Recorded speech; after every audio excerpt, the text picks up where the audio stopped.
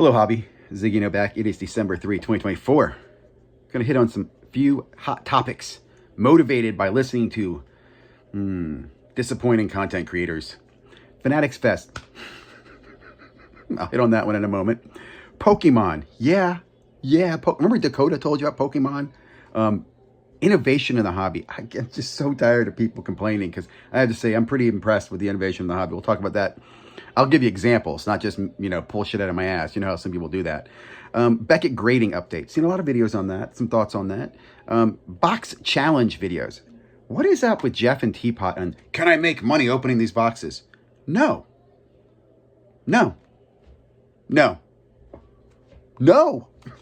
But I will tell you something you could try. Accountability. There is none. Let me be clear. There is none. There is zero. Very, very little. Every now and then you'll say there's some accountability. Like here's a good example. One dude, he mega bid something and he felt so bad about it. He took all his content down. That was his accountability. I don't know if he's still in the hobby. Heck, he could still be making mega bids for all we know. Who knows? But his content went down. That was his form of accountability. So there's limited accountability. Let's jump into it first. Fanatics Fest. So I got the notice today, 2 emails, because I have a couple accounts, signed up for Fanatics Fest. It's on June 20th, 23rd, I think it is. Looks cool. I haven't really checked out all the details, but my first thought was, well, geniuses out there who said, I'm telling you, Fanatics events is doomed. It's all over. They lost EJ. Oh my God, they're not going to do anything. I want to say, I think it was Simon who did point out that they were hiring and that likely this is just a shifting of personnel. They make a mistake. They're not going to give up events. There's too much money in events. You see what's going on in the event world? Why would they give that up? They could dominate that market. They just poorly executed it. I want to be careful about this one, Boston Card Hunter. I don't want you to take this as a shot at you, but you were wrong on this one. You did say, I don't think they're going to do the event. I wouldn't book my flights. I think they will. I mean, I don't see a reason why they wouldn't. I mean, I don't think they'd care about losing a few $1 million if their bigger goal is this big IPO you've talked about and the fact they can restructure debt. I mean, to me, I'm not surprised by this. I never thought the events would be over. I'm disappointed they haven't been able to do events in other areas. I'm fine with New York City. It's right down right down the Beltway here, up the, what's it called? The corridor from DC. So I'm excited about that. Will I go all in like last time? Probably not, because I was so disappointed last time. I had a terrible VIP experience, but I'll definitely go up there. I like New York City. I got family up there, friends. And like I said, it's an easy trip for me. Will there be other events? That's the question. And what goes on from there? And will this event be better than last? And what will be different? Like I do think you're going to see things are definitely going to be different. I expect the bags will be better. I'm going to bet the VIP bags will be better this year. But we will see. Next topic. I want to move on quickly here. Pokemon. Watching one of my least favorite card content creators steal content from another card content creator, specifically stole it from Neo. Neo's been talking about Pokemon for years. Every now and then he brings it out, talks about he's been holding some, and he buys the sealed stuff and explain why. I can totally relate to that. I can do the same thing. I've had Pokemon in the past. I normally give it away to kids, though. I always save a couple, and then I have a kid thing, and I just give them the box of Pokemon. So I'm just not very good at holding it and not giving it away, to be honest with you. I have too many kids in my life. Love Pokemon cards. See, the cards are here. Lots of cards. I want to show you that because these are in my hand to people who talk about it but don't ever actually do it. You know who you are. Dustin. But the Pokemon thing, I will say I've also gotten involved in it more with my my new business venture. We're going to start breaking Pokemon cards, Pokemon, whatever. We're working on distribution and I'm getting educated on it and I'm participating and not surprised. I'm not surprised where it's going. I think it's a great way to diversify. In fact, you've heard local card stores talk about this. Like, let's put it this way. There's no secret here about Pokemon. Do I recommend people get into it? No. It's like learning Greek if you've been speaking, Chinese your whole life, a different language. But it's fun, and you can definitely do it with your kids, and I think it's more affordable. I think a good example, as someone said the other day when I was listening to them, and I think it was actually Teapot when he was doing the box challenge crap. One of the guys in the store said, look, Pokemon, you have a better chance of opening a box and get a lot of cards worth $10, $15, $20.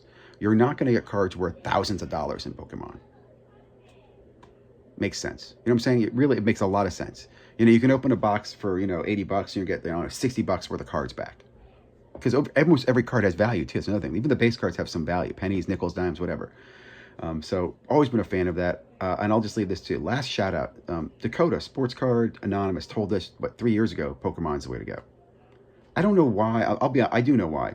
I think people who just don't participate, don't know what's going on, and just listen to other people, they just regurgitate shit that they don't know what they're talking about. That's how we get here.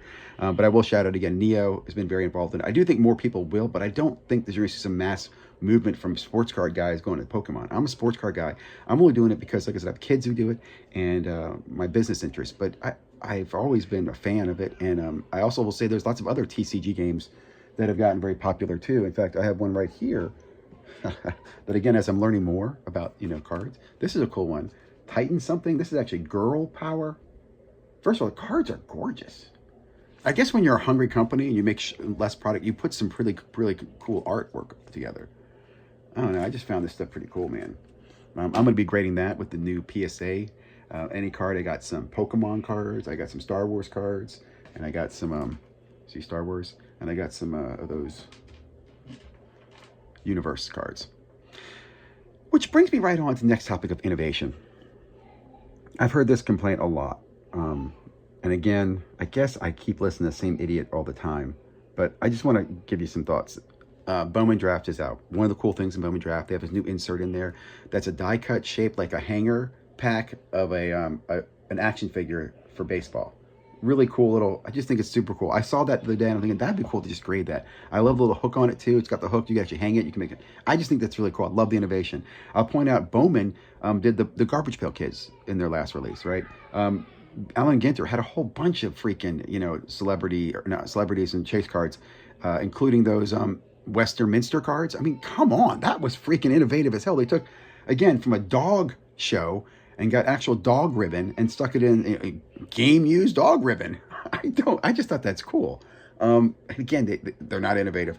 The Brady card last year. I think the two biggest innovations, and I think many people will agree, again, if you're participating in the hobby, if you know, you know, the two biggest innovations that Topps Fanatics has had has definitely been the MVP buyback. I think that's been phenomenal, and I cannot wait for that to spread across other products. We've already seen it in UFC. They did a UFC buyback, but when you see that in NBA and NFL, I think that's going to be awesome.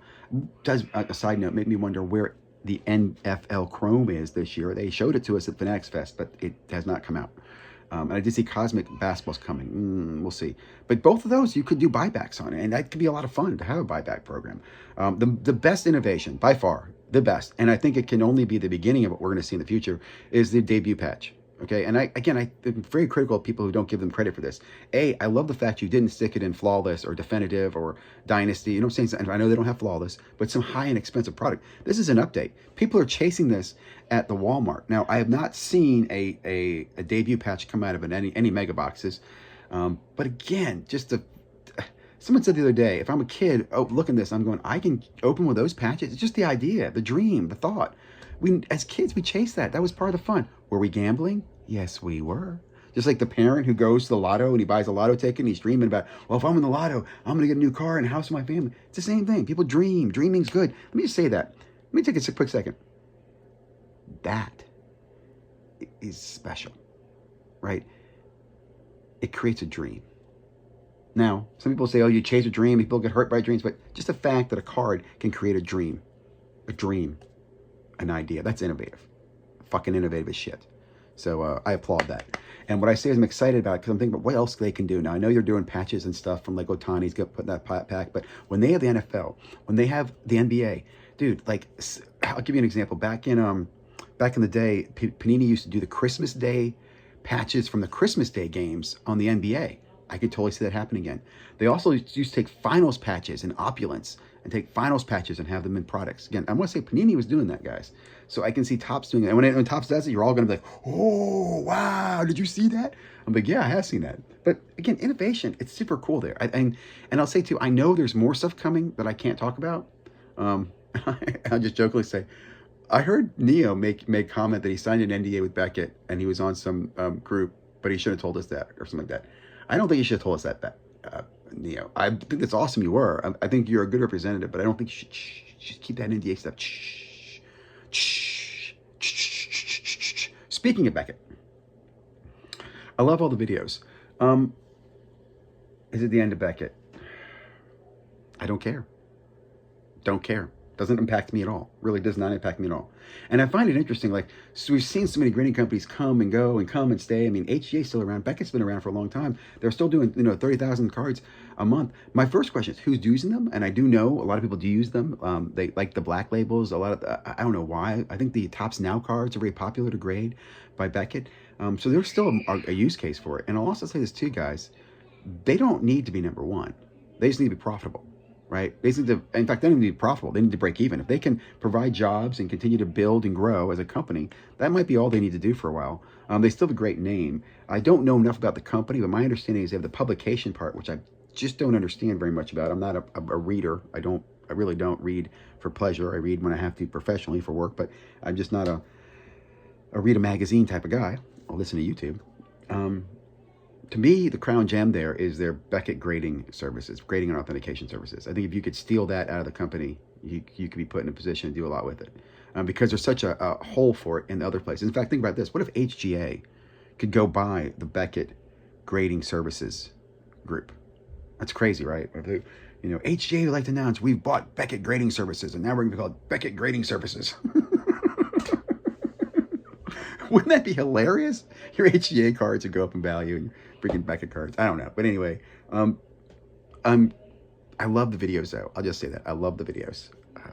Everybody's talking. It's funny too. Everybody says the same damn thing. Like, I think I've seen 4 videos on that. No one shared anything new. I do give credit to Simon for talking about it a while back with the guy was being sued. And also too, it's not the owner of Beckett.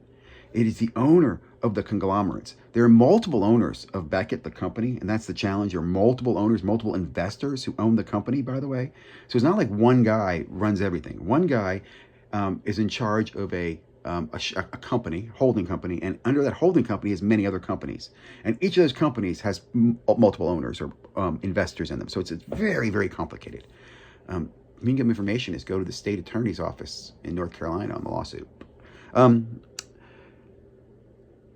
Box challenges, God. This is Jeff. This is why you can't be sports card investor anymore. I think you need to sell that name to somebody else, because you cannot open up boxes and go, am I going to make money? And they tell us, well, you can't make money, but am I going to make money? You're selling your store. You're a card holder. You're a card store guy. I'm a card store guy now. I'm a virtual card store guy. What I can tell you, and this is going to sound biased, but what I don't get, I really don't get this. And again, please call us out. I've been thinking about doing this for a long, long time. Why do people continue to do these videos on opening a box to see if they can get a hit, if they can get their money back, what's their challenge? Why don't you do this? Honestly, seriously, and please stop me. I'm already 12 minutes in the video, so I don't think most of you are going to watch this far. Why not do break of the week picks? Tell me what break has the most value and why. I'll give you an example. Right now, I'm not a big fan of any of the new products that are out right now. I'm not a draft chaser. I don't like Bowman University personally. But if I was going to go into any product right now, I would go after Bowman Draft. And the reason I'll tell you why I don't like Bowman Draft now. In the past, you could buy Bowman Draft and you could wait a couple of years. You still have to wait a couple of years for the value. Any money you invest in a product, or let me just say spend on a product right now, the return on that, you're throttled. You have a pressure to do it to get the return now versus the patience to wait years. That puts you in a bad position. So anyway, if I was going to buy a product right now, I would buy Cleveland Indians Draft PYT breaks. His case price is around $425. I think maybe $450 for him in an 8-box jumbo case. I will say again, I'm part owner of Queens of Cards. We have the spots price lower than that, and now I'm thinking to myself, what an idiot I am. Those prices will go up, and they will go up because it's called market demand. That's not me being, oh, Ziggy, you're an asshole. That's market demand. I'm being told I sold my prices too damn low. Now I can adjust my other ones, lower them somewhere else, raise them up. But my point is, that's a good steal. If you get them for $425, I'd even say up to $500, and you got in a couple cases. And let's just say you did one. Here's my point to this video. Instead of these box challenges, instead of opening one box of draft, take the $500 you were going to do in draft and buy Cleveland in an entire case break. Because what you're likely to do is you're going to get some base cards of his. And I'm talking about the number one guy, I can't remember his name, but you're going to get his card. You can grade those. Slowly send those cards off to get graded. Right? Don't worry about them. They will grade. And when he gets his news in the future, you will sell those cards back. Just the base cards. Just the fucking base cards, guys. You'll sell those back in your PSA 10s and 9s, and you'll cover the cost of the break you spent $500 in. I'm pretty confident on that. I can run some numbers for you on the probability of that. But just my experience in breaking, that's an easy play. Buy Cleveland, case break, grade the base. If you get autos, you're in a better position. Grade those too. You get anything super special, high numbered, low numbered refractors, low numbered autos, you're gravy. Gravy, gravy, gravy. And then you have more room to play. Do you want to sell something now? Do you want to wait? My point is, you buy this player, you buy this spot, and you wait. Now, personally, there is always a risk to be skunked in a break. Now, it's not as likely when you're looking at a Bowman draft product. We have a lot of cards. But I would probably do it in 2 cases to just disperse my risk. So you're making a $1,000 investment, roughly. That'd be my pick of the week, right? Instead of wasting your money going to buy boxes at anybody's store and open them up and going, oh, am I going to make my money back? Nope, you're not. Go buy Cleveland Indians in the draft 8-box Bowman Jumbo break. Don't buy it from me. Mine's already sold out. Okay. That's my box challenge video. And I'm going to work on that in the future. Maybe I'll do a weekly series on that. And again, I love the criticism. Come bring it to me. Tell me, oh, that's dumb, Ziggy. That's gambling. No. They're called statistics, running the odds, running the numbers. Okay, last thing. Hobby accountability. Did you hear what I said? Hobby accountability. Again, I just say, big fan of the Simon kid. I shouldn't say that. Simon young man. Did the video on Ken Golden and Chris Hodge. I'll just say this. No, there's no accountability. I think we talked about this early on. No accountability in the hobby. There isn't. People like me will have memory and will tell you what happened, or remind you about something that happened. But without that, there's no accountability. And even then, there's no accountability. I trust Ken Golden more than I do Chris Miguel. Hands down. You can clip that. You can remember that. I can explain to you the whole reason. Do some research. Absolutely trust Ken Golden more than I would ever trust Chris Miguel. I wouldn't trust Chris Miguel with anything. But that's just me. And I have, a history that I could explain. Have a great day. Like, comment, subscribe.